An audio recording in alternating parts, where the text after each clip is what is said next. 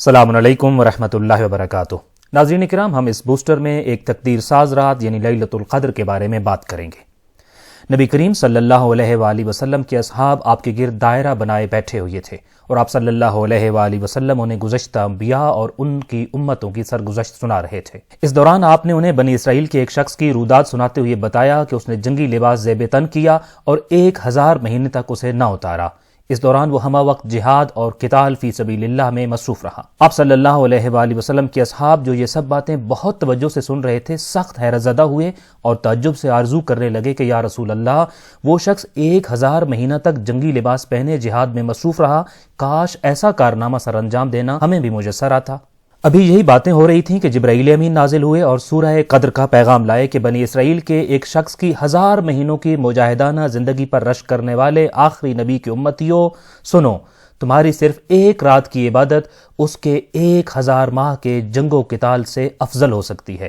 کیونکہ تمہارے پاس ایک ایسی رات ہے کہ جس کی بہت بڑی قدر و منزلت ہے، یہاں تک کہ لیلۃ القدر خیر من الف شہر، وہ قدر والی یہ ایک رات 1000 مہینوں سے بہتر ہے۔ علی ابن ابراہیم کمی روایت کرتے ہیں کہ ایک مرتبہ نبی کریم صلی اللہ علیہ وآلہ وسلم نے عالم خواب میں دیکھا کہ بندر ان کی مسجد میں جمع ہیں اور کبھی ان کے ممبر پر چڑھتے ہیں اور کبھی اتر جاتے ہیں۔ آپ صلی اللہ علیہ وآلہ وسلم بیدار ہوئے تو بہت پریشان تھے کہ مسجد جیسے مقدس مقام اور ممبر رسول صلی اللہ علیہ وآلہ وسلم جیسی عظیم اور محترم جگہ پر آخر بندروں کا کیا کام؟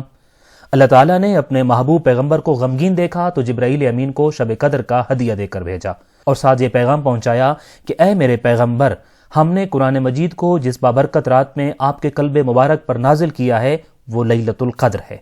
خوش ہو جائیں کہ قدر و منزلت میں وہ ایک رات 1000 مہینوں سے بھی افضل ہے۔ یہ مقدس رات آپ صلی اللہ علیہ وآلہ وسلم کی امت کے لیے حکومت بنو امیہ کے ان 1000 مہینوں سے بہتر ہے کہ جب وہ آپ کے ممبر پر قابض ہو جائیں گے، اور جس کا منظر آپ صلی اللہ علیہ وآلہ وسلم نے اپنی خواب میں ممبر پر بندروں کی صورت میں دیکھا ہے۔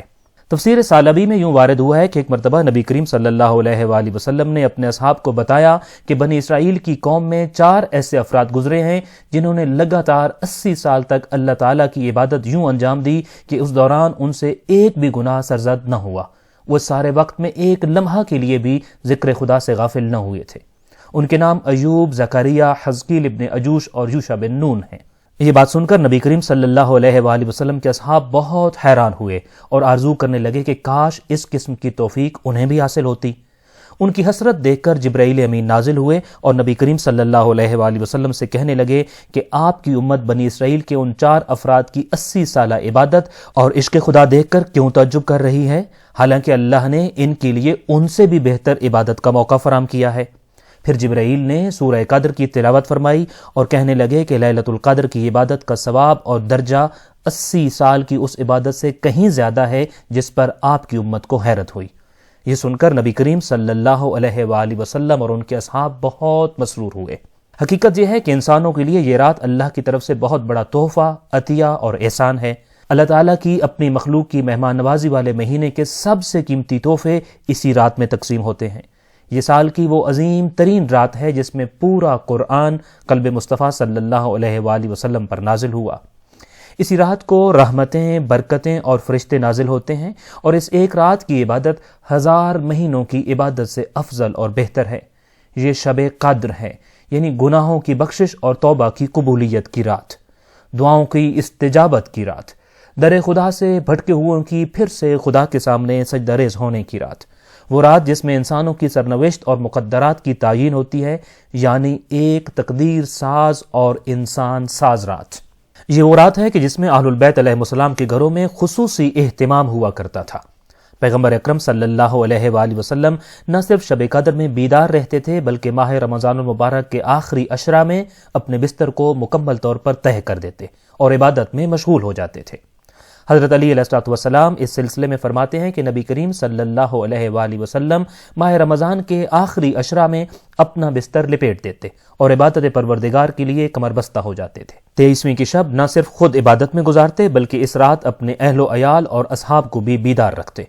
اگر کسی کو نیند کی حالت میں دیکھتے تو اس کے چہرے پر پانی چھڑکتے تاکہ اس پر نیند غالب نہ آئے اور وہ پوری رات عبادت میں گزار کر شب قدر کی برکتیں سمیٹ سکے۔ امام علی علیہ السلام سے یہ منقول ہے کہ نبی کریم صلی اللہ علیہ وآلہ وسلم کی پوری زندگی یہ روش رہی کہ جب شب قدر کے ایام یعنی آخری 10 راتیں آ جاتیں تو رسول خدا صلی اللہ علیہ وآلہ وسلم اپنے آپ کو عبادت و اعتکاف کے لیے وقف کر دیتے تھے۔ اس دوران آپ صلی اللہ علیہ وآلہ وسلم اپنی ازدواج سے بھی الگ ہو جاتے تاکہ خدا کی عبادت میں کوئی بھی چیز حائل نہ رہے۔ حضرت ام سلمہ روایت کرتی ہیں کہ جب ماہ رمضان ختم ہونے میں 10 دن باقی رہ جاتے تو آپ صلی اللہ علیہ وآلہ وسلم گھر میں ہر اس فرد کو نیند سے اٹھا دیتے جو قیام کی طاقت رکھتا تھا۔ نبی کریم صلی اللہ علیہ وآلہ وسلم کی عظیم بیٹی حضرت فاطمہ الزہرا سلام اللہ علیہا بھی اس مبارک رات کے لیے خصوصی اہتمام فرمایا کرتی تھی۔ آپ نہ صرف خود پوری رات مصلی عبادت اور محضر پروردگار میں موجود رہتی تھیں بلکہ اس بات کو بھی یقینی بناتی تھیں کہ آپ کے بچے اور اہل خانہ بھی پوری رات عبادات و مناجات میں گزاریں۔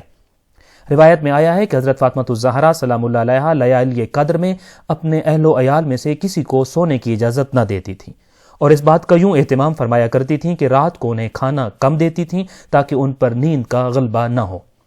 اب دن کے وقت سے ہی اپنے گھر والوں کو رات کی عبادت کے لیے تیار کرتیں اور ان سے کہتیں کہ اصل محروم وہی ہے جو آج کی رات کی برکتوں اور عبادتوں سے محروم رہ جائے۔ لیلۃ القدر کے لیے ائمہ طاہرین علیہ السلام کی خصوصی تیاری اور انتظام و اہتمام کا اندازہ اس بات سے لگایا جا سکتا ہے کہ ایک مرتبہ حضرت امام جعفر صادق علیہ السلام شب قدر میں سخت بیمار تھے۔ آپ علیہ السلام نے اپنے اصحاب سے فرمایا کہ میں چاہتا ہوں کہ اس حالت میں بھی خداوند قدوس کی بارگاہ سے غیر حاضر نہ رہوں، لہٰذا میرا بستر مسجد میں لے جاؤ تاکہ میں بھی تمہارے ہمراہ خدا سے راز و نیاز میں مصروف رہوں۔ اصحاب نے آپ علیہ السلام کے حکم کی تعمیل کی اور امام علیہ السلام نے بیماری کی حالت میں پوری رات صبح ہونے تک وہیں ذکر و دعا اور عبادت و مناجات میں گزار دی۔ ناظرین اکرام، ایک سوال پیدا ہوتا ہے کہ قدر کے معنی کیا ہیں اور اس رات کو قدر والی رات یا لیلۃ القدر کیوں کہتے ہیں؟ اس بارے میں چند اقوال اور امکانات پائے جاتے ہیں۔ جیسا کہ عربی زبان میں قدر کا ایک معنی مقدر و معین کرنا ہے، چونکہ اس رات ہر انسان کے آنے والے سال کے تمام امور مقدر و معین کیے جاتے ہیں، یہاں تک کہ ان کی زندگی اور موت، رزق اور نعمات، خوشی اور غمی، غرضے کے ہر چیز کا فیصلہ اسی رات میں کیا جاتا ہے، اسی لیے اس کو قدر والی رات کہا جاتا ہے۔ امیر المومنین علی ابن ابی طالب علیہ السلام فرماتے ہیں کہ ایک دن نبی کریم صلی اللہ علیہ وآلہ وسلم نے مجھ سے پوچھا، یا علی اتدری ما معنی لیلۃ القدر، یعنی اے علی کیا آپ جانتے ہیں کہ لیلۃ القدر کا معنی کیا ہے؟ میں نے کہا یا رسول اللہ آپ فرمائیے کہ اس کا کیا معنی ہے؟ آپ صلی اللہ علیہ وآلہ وسلم نے فرمایا، اللہ تعالیٰ اس رات میں قیامت تک کے واقعات کو سال بسال کے حساب سے معین و مقدر کرتا ہے کہ ہر بندے کے ساتھ اس سال کیا رونما ہونے والا ہے۔ یا علی، اللہ تعالیٰ اس رات میں جن چیزوں کی تعیین کرتا ہے ان میں قیامت تک کے لیے آپ کی اور آپ کے فرزندان کی ولایت و امامت بھی شامل ہے۔ ناظرین اکرام، قدر کا ایک معنی عزت و شرف اور عظمت و وقار ہے۔ چونکہ یہ رات سال کی تمام راتوں سے زیادہ عزت و عظمت والی اور وقار کی حامل ہے، اس لیے اس کو لیلۃ القدر یعنی سال کی سب سے عظیم رات کہتے ہیں۔ اس عنوان سے ایک اور معنی یہ بھی بیان کیا گیا ہے کہ چونکہ یہ قدر والی رات ہے، پس جو بھی اس میں بیدار رہے اور عبادت و دعا میں مصروف رہے وہ خود بھی صاحب قدر بن جاتا ہے، اور اس کے انجام دیے گئے اعمال اور نیکیاں بھی ثواب اور عظمت کے حساب سے سال کے باقی دنوں میں انجام دی گئی نیکیوں کی نسبت زیادہ قدر و عظمت کی حامل ہوتی ہیں۔ جیسا کہ ایک روایت میں آیا ہے کہ امام جعفر صادق علیہ السلام سے پوچھا گیا کہ لیلۃ القدر بھلا کیوں اور کیسے 1000 مہینوں سے افضل ہے؟ آپ علیہ السلام نے فرمایا، اس لیے کہ اس رات میں جو عمل انجام دیا جائے وہ ثواب اور فائدے کے اعتبار سے ایسے 1000 مہینوں سے افضل ہے جس میں شب قدر نہ ہو۔ ناظرین اکرام، قدر کا ایک معنی تنگی بھی ہے، جیسا کہ یہ لفظ رزق کی تنگی کے لیے قرآن مجید میں استعمال ہوا ہے۔ لیلۃ القدر کے ساتھ اس معنی کی نسبت اس لیے ممکن ہے کہ اس رات اللہ تعالیٰ کے فرشتے اتنی بڑی تعداد میں زمین پر آتے ہیں کہ ان کی وجہ سے زمین تنگ ہو جاتی ہے، لہٰذا اس لحاظ سے بھی اس شب کو شب قدر کہتے ہیں۔ لیلۃ القدر کا تذکرہ قرآن مجید میں سورہ دخان اور سورہ قدر میں ہوا ہے۔ ان دونوں صورتوں کی 2 آیات کو ملا کر پڑھنے سے یہ معلوم ہوتا ہے کہ شب قدر ماہ مبارک رمضان میں موجود ہے۔ البتہ ماہ رمضان کی کون سی رات لیلۃ القدر ہے، اس بارے میں قرآن مجید میں کچھ بیان نہیں ہوا، اگرچہ روایات میں بھی اس کی حتمی تعیین نہیں کی گئی کہ فلاں رات شب قدر ہے، البتہ چند ممکنہ راتوں کی نشاندہی کی گئی ہے کہ جس کے ضمن میں اس مہینے کی پہلی، 17ویں، 19ویں، 21ویں، 23ویں، 27ویں اور 29ویں رات کے شب قدر ہونے کے اشارے ملتے ہیں۔ خاص کر اس مہینے کی آخری 10 راتوں اور بالخصوص 21ویں اور 23ویں رات کے لیلۃ القدر ہونے کے بارے میں زیادہ امکانات اور روایات وارد ہوئی ہیں۔ سب سے زیادہ روایات 21ویں اور 23ویں رات کے لیلۃ القدر ہونے کے بارے میں ہیں۔ علی ابن ابو حمزہ صومالی کہتے ہیں کہ ایک مرتبہ میں امام جعفر صادق علیہ السلام کی خدمت میں حاضر تھا۔ میری موجودگی میں ابو بصیر نے امام علیہ السلام سے پوچھا، جعلت فداک اللیلۃ التی یرجی فیہا ما یرجی، یعنی مولا وہ کون سی رات ہے جس کے بارے میں یہ توقع کی جا سکے کہ وہی لیلۃ القدر ہے؟ امام علیہ السلام نے فرمایا کہ 21ویں اور 23ویں شب میں عبادت کا خصوصی اہتمام کرو۔ ابو بصیر نے پوچھا کہ اے فرزند رسول، اگر ان دونوں راتوں کو عبادت کرنا ممکن نہ ہو تو پھر کون سی رات کو شب قدر کے طور پر عبادت کروں؟ امام علیہ السلام نے اس کے سوال پر تعجب کیا اور فرمایا، میں ایسر لیلتین فیما تطلب، یعنی اپنی طلب یعنی شب قدر کو پانے کے لیے صرف 2 راتوں کا جاگنا کس قدر آسان ہے، پھر بھی تو ان میں سے کسی ایک رات کے حتمی ہونے کا سوال کرتا ہے۔ 5ویں اور 6ٹھے امام کے عظیم صحابی زرارہ روایت کرتے ہیں کہ میں نے امام محمد باقر علیہ السلام سے پوچھا کہ مولا کون سی راتوں میں شب قدر کا غسل مستحب ہے؟ غالباً زرارہ یہ چاہتے تھے کہ اس سوال کے ضمن میں امام سے لیلۃ القدر کون سی رات ہوتی ہے کا جواب بھی مل جائے گا۔ امام علیہ السلام نے فرمایا کہ 19ویں، 21ویں اور 23ویں رات کو غسل مستحب ہے۔ پھر فرمایا کہ 19ویں کی رات حاجیوں کے نام لکھے جاتے ہیں، جبکہ 21ویں کی رات کو حضرت عیسیٰ علیہ السلام کو آسمانوں پر اٹھایا گیا، حضرت موسیٰ کے وسیع کا انتقال ہوا اور امیر المومنین علیہ السلام کی شہادت واقع ہوئی، جبکہ 23ویں کی رات جوہانی کی رات ہے، جس کا واقعہ یوں ہے کہ ایک مرتبہ جوہنی نام کا شخص رسول اللہ صلی اللہ علیہ وآلہ وسلم کے پاس حاضر ہوا اور عرض کرنے لگا کہ یا رسول اللہ، میں مدینہ سے کافی دور رہتا ہوں اور بھیڑ بکریاں چراتا ہوں، لہٰذا میں ماہ رمضان کی آخری چند راتوں کی بیداری کے لیے مدینہ نہیں آ سکتا، مجھے ایک ایسی رات کے بارے میں بتائیں جس میں میں مدینہ آ سکوں۔ نبی کریم صلی اللہ علیہ وآلہ وسلم نے اسے 23ویں رات کو مدینہ آنے کا کہا۔ اس بات سے بھی 23ویں شب کے لیلۃ القدر ہونے کا احتمال ملتا ہے اور اس رات کو اسی مناسبت سے جوہنی کی رات بھی کہا جاتا ہے، لیکن حقیقت امر یہ ہے کہ اللہ تعالیٰ نے مصلحتاً شب قدر کو مخفی رکھا ہے اور ہماری استطاعت میں نہیں ہے کہ ہم اس رات کو معین و مشخص کر کے معلوم کر سکیں۔ اکثر روایات میں 19، 21 اور 23 کی رات ذکر ہونے سے ایک امکان یہ بھی پایا جاتا ہے کہ یہ تینوں راتیں خود اپنے آپ میں شب قدر ہوں اور ان تینوں میں مختلف امور مقدر ہوتے ہوں، جیسا کہ امام جعفر صادق علیہ السلام سے ایک روایت بھی منقول ہے کہ ماہ رمضان کی 19ویں رات کو تقدیر سازی ہوتی ہے، 21ویں رات کو اسے دستاویزی یا تحریری شکل دی جاتی ہے، جبکہ 23ویں رات کو اس کی منظوری اور تصدیق ہوتی ہے، گویا اس پر دستخط کر دیے جاتے ہیں۔ اس روایت سے واضح ہوتا ہے کہ یہی مناسب ہے کہ ان تمام راتوں میں شب بیداری کی جائے اور لیلۃ القدر کے اعمال کا اہتمام کیا جائے تاکہ اس رات کی مصلحتوں اور برکتوں کو ہر صورت درک کیا جا سکے، جیسا کہ نبی کریم صلی اللہ علیہ وآلہ وسلم کا طریقہ یہ تھا کہ آپ ماہ مبارک کی آخری 10 راتوں میں احیا فرماتے اور یہ ساری راتیں عبادت میں مشغول رہتے تھے۔ ناظرین اکرام، یہاں ایک سوال پیدا ہوتا ہے کہ ایک رات 1000 مہینوں سے بہتر کیسے ہو سکتی ہے؟ در حقیقت اس دنیا میں انسان کی ساری جدوجہد کا مرکز و محور ترقی کرنا اور پیش رفت کرنا ہے۔ عام مشاہدے کی بات ہے کہ ہماری زندگی میں بعض لمحات ایسے بھی ہوتے ہیں جو کسی بھی کام کی انجام دہی کو نقطۂ عروج پر پہنچا دیتے ہیں، کیونکہ ان لمحات میں وہ کام باقی اوقات کی نسبت زیادہ معنی رکھتا ہے۔ ماہ رمضان بھی ایک ایسا وقت ہے جو انسان کو خدا سے متصل کرنے، اس سے متوسل ہونے، روحانی ترقی کرنے اور معنوی اعتبار سے پیش رفت کرنے کا بہترین موقع فراہم کرتا ہے، اور پھر اس مہینے میں خاص طور پر ایک رات ایسی ہے جو تقرب خدا اور اس کی خوشنودی حاصل کرنے کے لیے نہ صرف پورے سال کے دنوں اور راتوں سے افضل ہے، بلکہ وہ ایک طولانی عمر سے زیادہ قدر و قیمت والی رات ہے، چونکہ یہ رات مقصد حیات کے لیے زیادہ پراثر ہے۔ ہم جانتے ہیں کہ کسی بھی کام میں برکت اس کے آثار کو بڑھا دیتی ہے۔ پیشے میں برکت کا مطلب ہے کم مال و دولت سے زیادہ سکون اور استفادہ حاصل کرنا۔ کھانے میں برکت یعنی مختصر کھانے سے زیادہ افراد کا سیر ہو جانا۔ کھیت میں برکت یعنی چھوٹی سی کھیتی سے زیادہ مقدار میں غلہ کاشت کر لینا، اور وقت میں برکت یعنی کم وقت میں زیادہ استفادہ کرنا۔ نبی کریم صلی اللہ علیہ وآلہ وسلم نے اپنے خطبہ شعبانیہ میں ماہ رمضان کے اوقات کے بارے میں فرمایا تھا کہ یہ مہینہ 3 چیزیں یعنی برکت، رحمت اور مغفرت لے کر تمہاری طرف آتا ہے، یعنی آپ صلی اللہ علیہ وآلہ وسلم نے خود یہ ضمانت دی کہ ماہ رمضان کے اوقات میں برکت اور فائدہ بہت زیادہ ہے۔ بلا شک و شبہ اس مہینے کے شب و روز اتنے اہم ہیں کہ فخر موجودات ختمی مرتبت صلی اللہ علیہ وآلہ وسلم اس ماہ میں اپنا بستر لپیٹ دیتے تھے۔ ادھر کون و مکان کا خالق اور ہر چیز سے بے نیاز اللہ اپنی مخلوق کا میزبان بن کر انہیں اپنا مہمان بنا لیتا ہے اور انہیں تاکید کرتا ہے کہ انعام و اکرام الہی کے دسترخوان پر حاضر ہو کر اب خوب استفادہ کرو، اپنی قدر پہچانو اور اپنے مقام و مرتبہ کی طرف پہنچنے کی کوشش کرو۔ پھر مہربان و کریم اللہ نے اس مہینے میں ایک رات بہت خاص رکھی ہے، اتنی خاص کہ اس کی معین تاریخ اور دن بھی نہیں بتایا جا سکتا تاکہ ہر کوئی اس کی طلب اور تلاش میں رہے۔ ہاں اتنا بتایا ہے کہ وہ رات اتنی عظیم ہے کہ 1000 مہینے بھی اس سے کم ارزش اور کم قیمت لگتے ہیں۔ اتنی پر برکت ہے کہ کوئی شخص 80 سال بھی در خدا سے اتنا استفادہ نہیں کر سکتا جتنا اس ایک رات میں ہو سکتا ہے، اور اتنی خاص ہے کہ میری زہرا جیسی فیاض کنیز بھی اس کی خاطر اپنے بچوں کو کھانا کم کھلاتی ہے، اور یہ اتنی اہم ہے کہ صادق آل محمد علیہ السلام بیماری کی حالت میں بھی اس رات کو قیام کرتے ہیں۔ ہاں یہ وہ رات ہے کہ جس میں اللہ تعالیٰ اپنے آسمانی مقرب فرشتوں کو تمہارے حجت کے پاس بھیج کر ان سے تمہاری باتیں کرتا ہے۔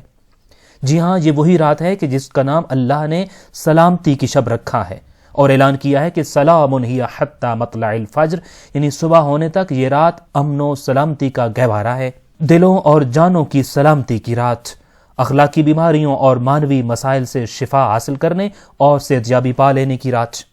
بس پھر اس رات میں گریہ وزاری اور تضرع و انکساری کو دوا کے طور پر استعمال کرو، اپنے خدا سے محبت کا اظہار کرو اور اس کے لیے اپنی آنکھوں سے محبت و خلوص کے آنسو ٹپکا دو تاکہ اس رات روحانی امراض سے شفائے کلی بھی ملے اور دائرہ سلامتی بھی میسر آئے۔ ناظرین اکرام، چونکہ لیلۃ القدر میں ہر چیز خدا کی طرف سے مقدر و تقسیم ہوتی ہے اور اسی رات میں اگلے 1 سال تک کے تمام فیصلے کر دیے جاتے ہیں، اس لیے اس رات میں 2 چیزوں کا خصوصی اہتمام ضروری ہے۔ پہلی بات یہ کہ جب یہ تقسیم جاری ہو اور آنے والے پورے سال کی قسمت، نصیب اور سرنوشت لکھی جا رہی ہو، اس دوران انسان کو سویا ہوا اور غافل نہیں ہونا چاہیے، بلکہ وہ خدا کے در پر سائلین کی صفوں میں نظر آئے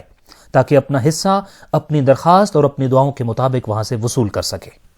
یہ مفہوم جہاں مختلف روایات میں وارد ہوا ہے، وہاں عقل کا تقاضا بھی یہی ہے کہ تقدیر معین ہونے والے لمحات میں انسان کو توبہ و استغفار کرتے ہوئے خدا کے قرب کی کوشش میں مصروف نظر آنا چاہیے، کیونکہ اس کی یہ حالت اور عمل دونوں اس کی قسمت یا سرنوشت لکھے جانے کے ساتھ گہرا تعلق رکھتے ہیں۔ ایسے ہی انسان کے بارے میں نبی کریم صلی اللہ علیہ وآلہ وسلم نے فرمایا تھا کہ جو بھی اس رات کو اپنے ایمان کی حالت میں اور اپنا محاسبہ کرتے ہوئے شب بیداری کی حالت میں گزارے گا، خدا اس کے گزشتہ تمام گناہوں کو معاف کر دیتا ہے۔ یہ ایک رات پچھلی ساری عمر کے گناہوں کی معافی کا ذریعہ بن سکتی ہے، چاہے ان گناہوں کی تعداد جتنی بھی ہو۔ امام محمد باقر علیہ السلام کا فرمان ہے کہ جو کوئی بھی لیلۃ القدر کو جاگے اور قربتاً الی اللہ عبادت انجام دے، اس کے تمام گناہ بخش دیے جاتے ہیں، چاہے وہ آسمان کے ستاروں کی تعداد کے برابر یا پہاڑوں کے ہم وزن اور سمندر کے پانیوں کے برابر ہی کیوں نہ ہوں۔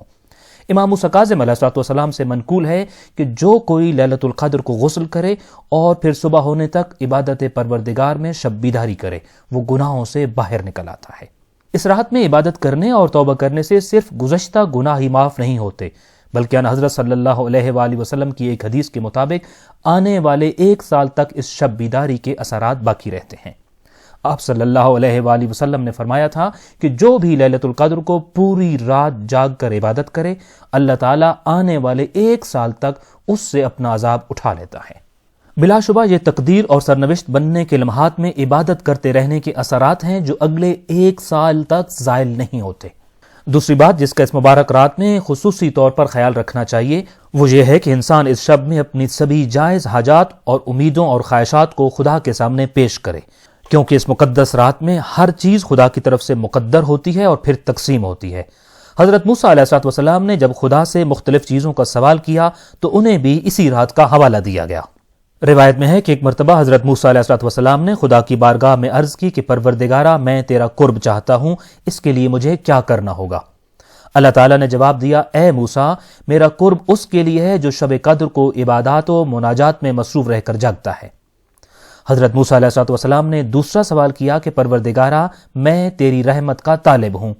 ارشاد پروردگار ہوا، میری رحمت ہر اس بندے کے لیے ہے جو لیلۃ القدر کو مساکین پر رحم کرتا ہے۔ حضرت موسیٰ علیہ السلام نے کہا، اے میرے رب، میں پل صراط سے کامیابی کے ساتھ گزرنا چاہتا ہوں۔ ارشاد ہوا اے موسیٰ یہ چیز اس کو نصیب ہوگی جو لیلۃ القدر کو صدقہ و خیرات دے۔ حضرت موسیٰ علیہ السلام نے عرض کیا الہی میں جنت کے باغ و باغات چاہتا ہوں، اور پروردگار کا جواب ملا موسیٰ میری جنت کے باغات اس کے لیے ہیں جو لیلۃ القدر کو میری تسبیح کرے گا۔ حضرت موسیٰ علیہ السلام نے سوال کیا اے میرے پروردگار میں آتش جہنم سے نجات چاہتا ہوں۔ جواب ملا یہ اس شخص کے لیے ہے جو لیلۃ القدر کو استغفار کرے۔ حضرت موسیٰ علیہ السلام نے عرض کیا اے میرے آقا و مولا میں تیری رضا کا طالب ہوں اور چاہتا ہوں کہ تو مجھ پر راضی ہو جائے۔ ارشاد ہوا اے موسیٰ میری رضا ہر اس شخص کے لیے جو لیلۃ القدر کو 2 رکعت نماز پڑھے۔ پس اس رات کو سو کر اور غفلت کی حالت میں ہرگز نہ گزارا جائے بلکہ خدا سے اپنی حاجتیں اور آرزویں طلب کی جائیں۔ یہاں ایک سوال ذہن میں آتا ہے کہ اس رات کی تعیین کیوں نہیں کی گئی اور اسے مخفی کیوں رکھا گیا ہے؟ اس امر کی مختلف توجیحات اور وجوہات بیان کی جا سکتی ہیں، جن میں سے ایک وجہ یہ ہے کہ تاکہ لوگ لیلۃ القدر کی تلاش میں آخری عشرہ کی متعدد راتیں عبادت میں گزار دیں اور یوں ایک سے زیادہ راتوں میں عبادت کا اہتمام کر کے اپنے لیے زیادہ سے زیادہ توشہ آخرت جمع کر سکیں۔ یہ بالکل ایسے ہی ہے جیسے اللہ تعالیٰ کے اسم اعظم ایک ہے مگر اس نے اپنے اسماء میں اس کو مخفی رکھا ہے تاکہ اس کے بندے اس کے تمام اسماء اور صفات سے استفادہ کر سکیں، جیسا کہ نماز پنجگانہ میں صلوات الوسطیٰ کو اور جمعہ کے دن اجابت دعا کے وقت کو بھی مخفی رکھا گیا ہے تاکہ مومنین سب نمازوں اور جمعہ کے سبھی لمحات میں خدا کی قربت کے اصول میں مگن رہیں۔ دوسری ممکنہ وجہ یہ ہے کہ انسان کی فطرت ہے کہ وہ پوشیدہ امر پر زیادہ حریص ہوتا ہے۔ علماء بیان کرتے ہیں کہ ممکن ہے لیلۃ القدر کے اخفاء کی ایک وجہ یہ ہو کہ اگر لیلۃ القدر کو ظاہر کر دیا جاتا اور اس کا معین وقت بتا دیا جاتا تو شاید لوگ اس قدر اس رات کی عبادت میں جستجو نہ کرتے اور اس کی کما حق قدردانی نہ ہوتی۔ لیلۃ القدر کے مخفی ہونے کی ایک تیسری توجیہ یوں بھی کی جاتی ہے کہ لیلۃ القدر کا مخفی رکھا جانا بھی ایک لحاظ سے اللہ تعالیٰ کا اپنے بندوں پر شفقت کا اظہار ہے، کیونکہ اگر یہ رات معین اور معلوم ہوتی تو خدشہ تھا کہ لوگ اس کی شناخت کے باوجود اس رات کے حق میں کوتاہی کر کے اپنے لیے شرمندگی، خجالت اور عذاب کے اضافے کا سبب بنتے، جیسا کہ بخاری کی ایک روایت میں ہے کہ نبی کریم صلی اللہ علیہ وآلہ وسلم اپنے گھر سے باہر تشریف لائے تاکہ لوگوں کو شب قدر بتا دیں، مگر دیکھا کہ 2 بندے آپس میں جھگڑا کر رہے تھے۔ پس یہ منظر دیکھ کر آپ اپنے ارادے سے رک گئے، شاید اس وجہ سے کہ اگر شب قدر کا اعلان کر دیا اور اس کے بعد بھی اگر کوئی شخص اس رات میں لڑائی جھگڑے میں مگن رہا یا معصیت و گناہ کا ارتکاب کیا تو وہ شب قدر کی عظمت مجروح کرنے کا مجرم ہوگا۔ ناظرین اکرام، لیلۃ القدر کا ایک امتیاز یہ بھی ہے کہ یہ شب قرآن بھی ہے اور شب عطرت بھی۔ جس طرح اس رات میں قرآن نازل ہوا اسی طرح اس شب کو روح الامین کے ہمراہ دیگر ملائکہ امام وقت کے پاس تمام امور لے کر نازل ہوتے ہیں، جس وجہ سے یہ رات شب ولایت و امامت بھی کہلاتی ہے۔ اس بات کی تفصیل تفسیر قمی میں یوں بیان کی گئی ہے کہ ملائکہ اور روح القدس ہر سال شب قدر کو اپنے وقت کے امام کے پاس حاضر ہوتے ہیں، اور اس رات جو کچھ انسانوں کی تقدیر اور سرنوشت سے متعلق لکھا ہوتا ہے وہ امام زمان کے حضور پیش کرتے ہیں۔ گویا کہ یہ رات قرآن اور امام دونوں سے متعلق ہے، اور اس شب میں فرشتوں کے آسمان سے زمین پر نازل ہونے کی 2 مناسبتیں موجود ہیں، ایک نزول قرآن جبکہ دوسرا ملائکہ کا وقت کی حجت اور امام زمان علیہ السلام کے پاس نازل ہونا۔ اس مطلب کی تائید اس مشہور روایت سے ہوتی ہے جس میں راوی نے امام محمد باقر علیہ السلام سے پوچھا تھا کہ تعرفون لیلۃ القدر، کیا آپ جانتے ہیں کہ شب قدر کون سی رات ہوتی ہے؟ آپ علیہ السلام نے فرمایا تھا کہ وَكَيْفَ لَا نَعْرِفُ وَالْمَلَائِكَةُ تَطُوفُونَ بِنَا فِيهَا، ہم بھلا یہ سب کیسے نہیں جانتے جبکہ فرشتے اس رات ہمارے گرد طواف کرتے ہیں۔ بس قرآن اور عطرت دونوں کے لیے فرشتوں کا نازل ہونا اور ان دونوں کا ایک ہی ماہ اور ایک ہی شب میں ایک ساتھ تذکرہ ہونا یہ ثابت کرتا ہے کہ یہ دونوں کبھی جدا نہیں ہیں، جیسا کہ نبی کریم صلی اللہ علیہ وآلہ وسلم کا فرمان ہے کہ میں تمہارے درمیان 2 گراں قدر چیزیں چھوڑ کر جا رہا ہوں، اگر تم نے ان دونوں سے تمسک رکھا تو کبھی گمراہ نہیں ہوگے، ان میں سے ایک اللہ کی کتاب اور دوسری میری عطرت ہے، جان لو کہ یہ دونوں ایک دوسرے سے کبھی جدا نہ ہوں گے یہاں تک کہ حوض کوثر پر مجھ سے آ ملیں۔ دونوں کی شب قدر میں موجودگی اور نبی کریم صلی اللہ علیہ وآلہ وسلم کا فرمان کہ یہ دونوں کبھی جدا نہیں ہیں، امت مصطفیٰ صلی اللہ علیہ وآلہ وسلم کو پیغام ہے کہ ان دونوں میں سے کسی ایک کے ساتھ تمسک کافی نہیں ہوگا، کیونکہ ان میں جدائی ممکن نہیں ہے، یا تو دونوں کسی کے پاس ہوں گے یا پھر ایک بھی نہیں ہوگا، لہذا کسی ایک کے ساتھ تمسک کا مطلب ہے کسی کو بھی نہ لینا اور دونوں سے محروم رہنا۔ مومن کو چاہیے کہ شب قدر میں ان دونوں سے متمسک ہو جائے اور لیلۃ القدر کے اعمال بجا لاتے ہوئے قرآن سر پر رکھے اور وارثان قرآن کو وسیلہ بنا کر اپنے آپ کو خدا کے محضر میں پیش کر دے۔ ان دونوں کا واسطہ دے کر اپنی خطاؤں کی معافی مانگے اور خدا سے نیکیوں کی توفیق طلب کرے۔ والسلام علیکم ورحمۃ اللہ وبرکاتہ۔